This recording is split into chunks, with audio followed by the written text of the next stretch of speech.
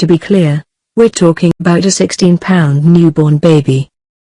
And yes, this is a human baby that we're talking about. There are some big newborns in this world, but not all of them make doctors wonder if the scale is broken.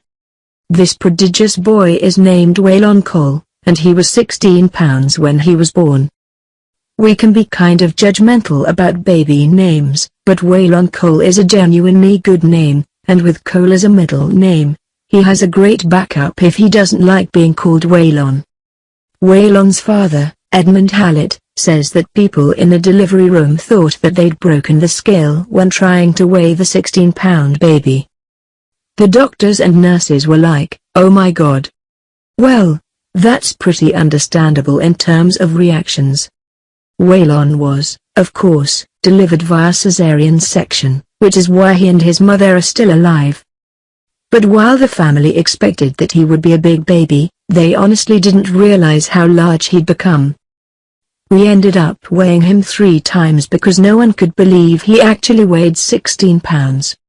At first I thought maybe the scale was broken. The average newborn human weighs 7.5 pounds. The scales were telling them that Waylon weighed more than 2 average newborns. About 95% of babies weigh anywhere from about 5.5 pounds to 10 pounds. Some babies weigh slightly less when they're placed on the scale. It's not uncommon for a newborn to expel their meconium before even getting weighed.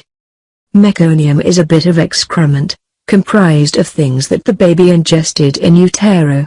We're talking cells, bile, and water. That can tip the scales and make a baby's weight seem slightly less dramatic. But nothing, one way or the other, was going to make Waylon Cole seem like anything else than a giant. Waylon is 28-year-old Whitney Hallett's 4th child, by the way. The other babies were within the range that's usually considered to be big. The smallest was 8 pounds, 8 ounces. The second smallest was 9 pounds, 14 ounces.